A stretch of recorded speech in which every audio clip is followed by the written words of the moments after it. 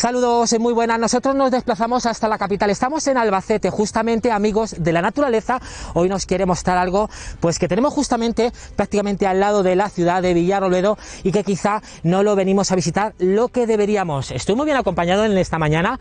¿Qué tal, chicos? Cari, que todo el mundo lo conocemos. Estamos con Guillermo García Saúco, que él es el divulgador justamente del Jardín Botánico, y a José Vélez, que también todo el mundo conocemos. Chicos, gracias por traernos aquí al Jardín Botánico de Castilla-La Mancha, y tenemos un programa, supongo que muy divertido y sobre todo muy instructivo, ¿no? Pues sí, hoy nos hemos desplazado hasta Albacete, estamos en el Jardín Botánico de Castilla-La Mancha y bueno, pues queremos enseñaros los diferentes espacios de la Comunidad de Castilla-La Mancha, entre otras cosas, y Guillermo nos lo va a enseñar. José, supongo que con muchísimas ganas de poder venir al Jardín Botánico de Castilla-La Mancha y poder mostrarlo a todos los telespectadores que tenemos pendientes todos los martes aquí en Amigos de la Naturaleza, ¿no? Pues sí, la verdad es que sí, yo tenía ganas de venir, pues porque aparte de gustarme la naturaleza, creo que es un sitio muy chulo para poder demostrar y mostrar a la gente la diversidad vegetal de la que disponemos. Entonces tenemos aquí a Guillermo, que nos va a explicar un poquito cómo han montado todo esto y bueno, y los diferentes ecosistemas a los que nos podemos encontrar. Entonces, Guillermo, nos comentabas, en el año 2010 se inaugura el Jardín Botánico de Castilla-La Mancha. De hecho es el único que tenemos en nuestra región. Son 11 años donde habéis estado trabajando pues para que la gente pueda conocer los diferentes ecosistemas que tenemos en nuestra región, y supongo que también muy bien el hecho de estar cerquita de las universidades para que también haya esa conexión entre estudiantes y la botánica y la jardinería, ¿no? Efectivamente, de hecho aquí está el Instituto Botánico, que está conectado con la Universidad de Castilla-La Mancha, y como has mencionado, la labor del Jardín Botánico es acercar la biodiversidad de flora, la diversidad de flora tan apabullante que hay en la región.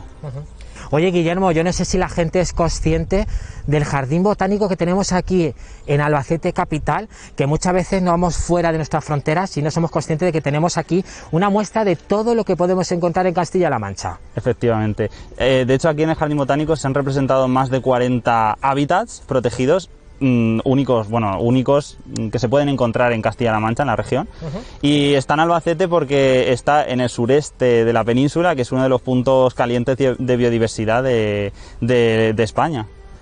Supongo que muchísimas las personas que vienen no solamente de la región, sino también de otras comunidades a poder aprender y ver lo rica que es nuestra región. Eso es, vienen de todo, prácticamente de todo el mundo ha venido gente. Bueno, pues yo creo que es una visita que ustedes seguro que no se tienen que perder, y para eso qué mejor que dejarles con José y con Cari, que seguro que nos van a mostrar lo más bonito en este programa, ¿no? Claro que sí.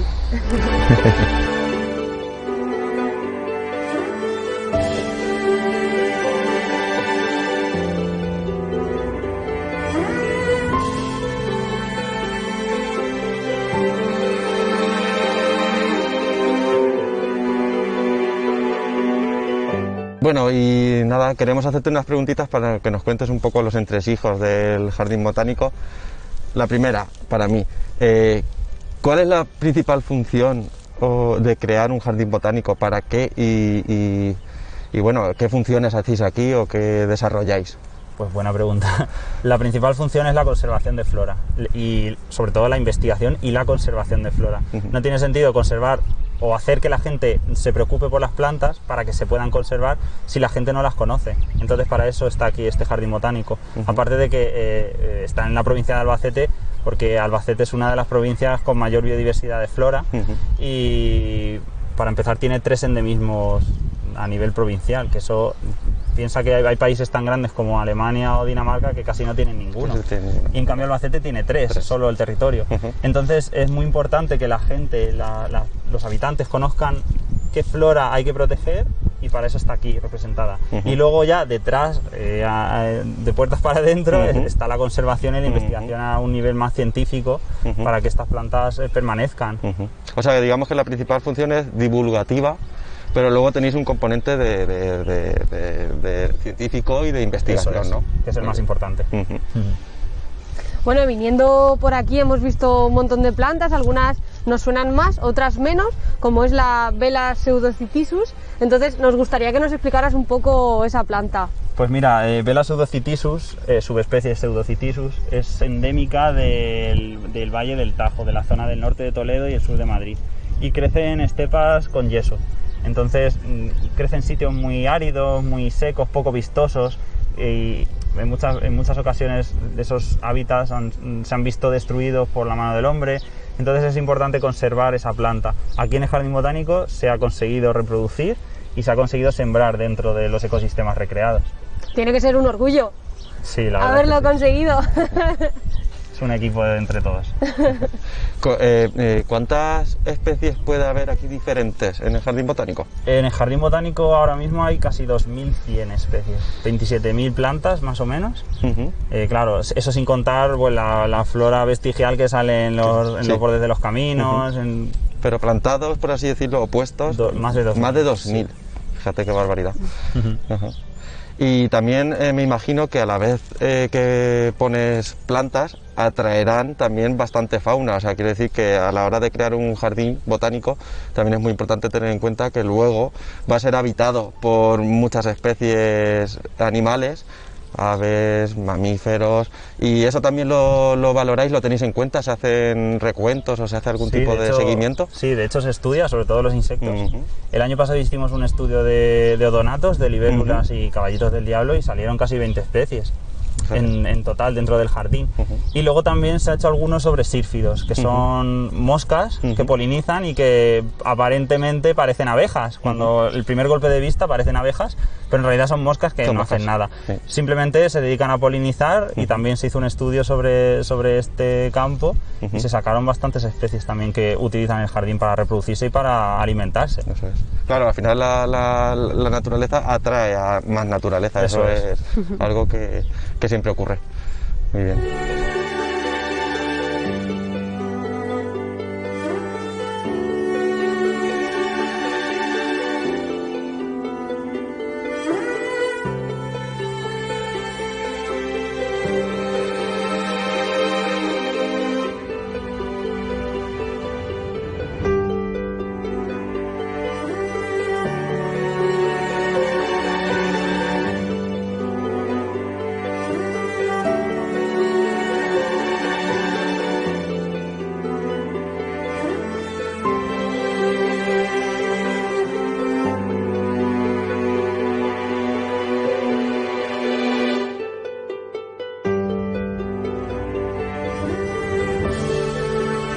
Bueno, pues ahora mismo nos encontramos en lo que sería un jardín botánico tradicional, que muchas veces es lo que busca la gente cuando viene a los jardines botánicos, y queremos un poco engatusarlos para llevarlos a que conozcan nuestra zona de verdad, ¿no? Eso es. ¿Cómo nace todo esto y qué es lo que tenéis por aquí? Bueno, ahora mismo estamos en la zona de los jardines del mundo. Hay plantas de casi todos los continentes, agrupadas dependiendo de dónde vienen, de su país de origen o de su continente de origen más bien. Entonces esto, digamos, es lo que la gente espera encontrar cuando llega aquí. Flores llamativas, cosas exóticas, pero simplemente esto es un complemento más a lo que tenemos allí, que son los ecosistemas de Castilla-La Mancha, que están recreados y que tienen flora tan impresionante o incluso más que la que se ve aquí. Sí, es increíble, estamos viendo diferentes especies que no solemos ver, pero que en realidad lo que tenemos que conocer y querer pues es lo nuestro para poder conservarlo, que es lo que nos toca a nosotros, conservar lo nuestro. Efectivamente, esto simplemente es un aliciente más a conocer la flora. Yo tenía una pregunta curiosa, que es las plantas que tenéis aquí en el Jardín Botánico, ¿cómo las conseguís? Me refiero a las... ¿recolectáis vosotros las semillas o compráis a lo mejor la planta ya un poquito más crecida, o cómo lo hacéis? Depende, estas plantas se han plantado aquí, las que están en esta parte de jardín botánico clásico pues se suelen adquirir en viveros especializados y centros de jardinería serios. Y en cambio la parte de los ecosistemas requiere unos estudios en la naturaleza, una recolección de semillas especial con sus debidos permisos y su germinación de acuerdo con diferentes condiciones. Tengo entendido que también hay un banco de germoplasma, es decir, de semillas que vosotros conserváis para utilizarlas en un futuro, o simplemente Que ese sitio, ¿con qué finalidad se crea principalmente? Pues mira, el banco de germoplasma es, como dice su propio nombre, un banco de semillas. Es un lugar donde permanecen semillas de especies autóctonas conservadas en unas condiciones muy concretas para evitar que se desequen o se mueran. Entonces permanecen dormidas pueden estar cientos y cientos de años, y suelen ser de flora autóctona, de plantas autóctonas, o muchas de ellas plantas que están en peligro de extinción, que corren riesgo de desaparecer. Entonces ese material genético hay que conservarlo, y esta manera es una de ellas, el banco de germoplasma. También sirve para germinar las especies que luego se vuelven a implantar aquí. Es todo un círculo que siempre se está actualizando. Muy bien. ¿Qué métodos de conservación se utilizan para las semillas? Pues mira, primero es el desecado. Bueno, primero es la recolección de la semilla, luego se separan, se desecan, y luego se introducen en viales con geles de sílice que impiden que la humedad las alcance. Entonces permanecen a temperaturas muy bajas durante muchos años. ¿Se mantienen congeladas? ¿O? Sí. Eso es.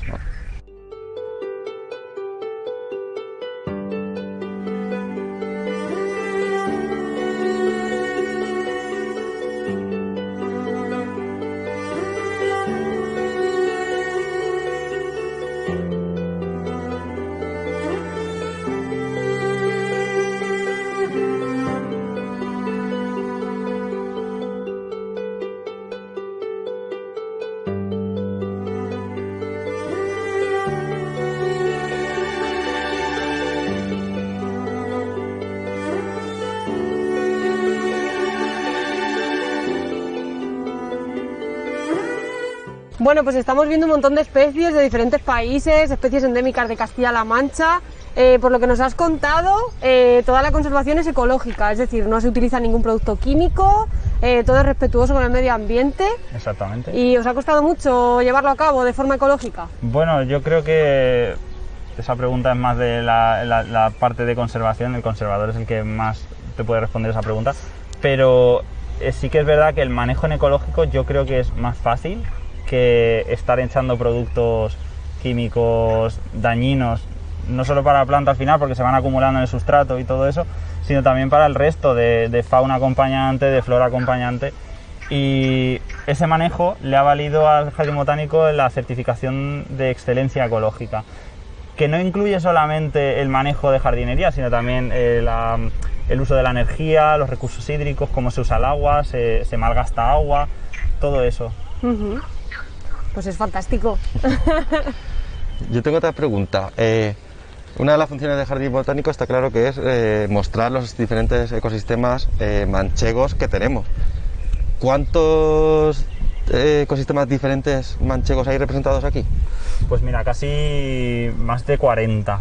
Se han representado desde sabinares que necesitan mucha humedad, mucho riego, hasta estepas yesosas, que también requieren en el suelo que se les eche unos químicos que necesitan, pero químicos minerales, quiero decir, o sea, yesos, sales. Hay encinares, hay los bosques relícticos del Alto Tajo, que son bosques caducifolios que estaban aquí hace 80.000 años. Entiendo que el suelo es importante para modifica las plantas que hay. Entonces, claro, diferentes tipos de suelos para albergar diferentes tipos de ecosistemas. Claro, el suelo se maneja de acuerdo con lo que se va a representar ahí. No puedes poner un suelo llenísimo de materia orgánica en un ecosistema bastante más seco que no tiene tanta materia orgánica, que es más mineral. Pero sí que eso también se respeta mucho. Incluso, como vemos aquí a nuestras espaldas, ecosistemas acuáticos o hídricos, sí. Como todos conocemos las lagunas de Ruidera, pues algo también aquí está representado, ¿no? Se han representado dos zonas húmedas, las tablas de Daimiel con su vegetación acompañante y las lagunas de Ruidera también con su vegetación acompañante.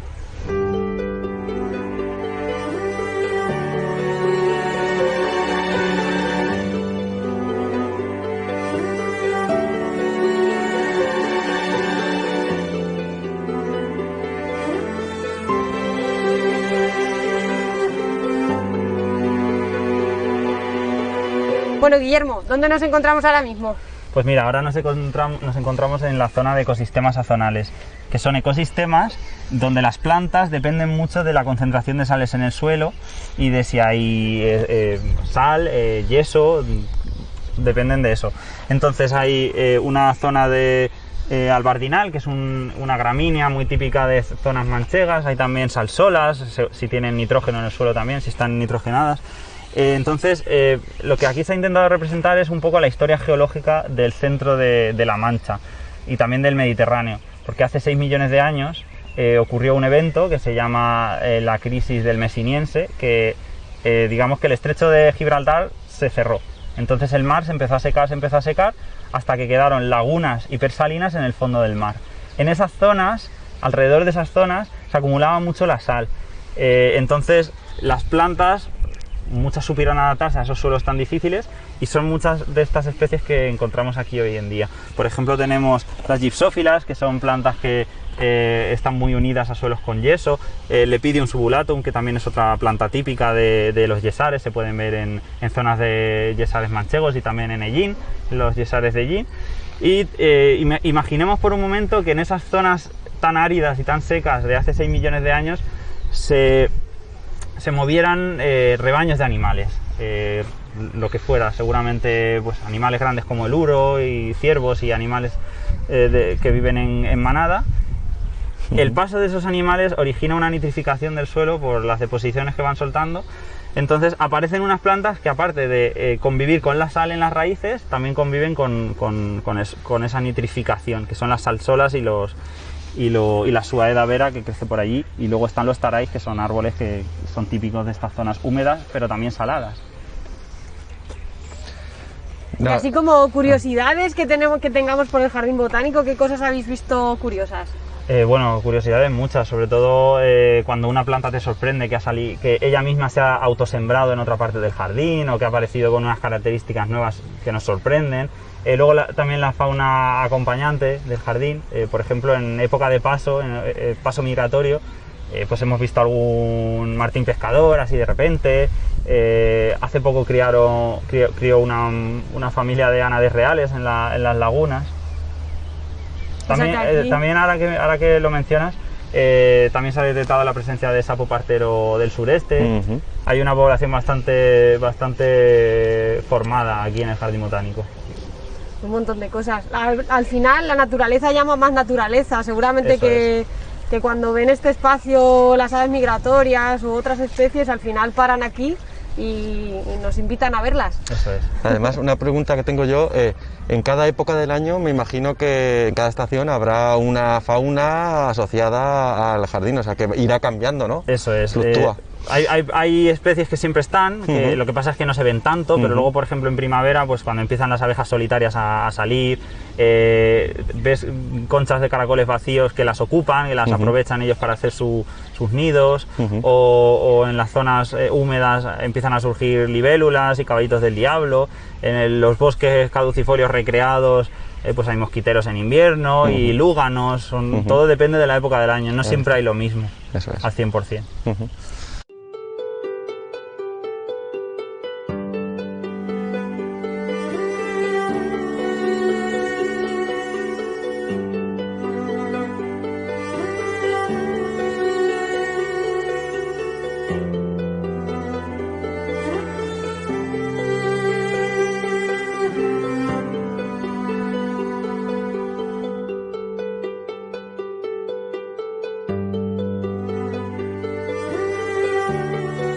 Bueno, Guillermo, yo tengo una última pregunta. Como has dicho antes que estabais haciendo programas de investigación, veo aquí unas estructuras de plástico raras. ¿Nos puedes explicar qué es y para qué?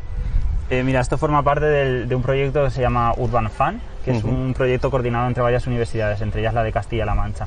Entonces lo que se quiere ver es cómo afecta un aumento de temperatura en las zonas verdes de varias ciudades europeas. Entonces se han construido estos biombos donde la temperatura se simula que sube y se toman varias mediciones y se ve cómo afecta a la vegetación que hay dentro.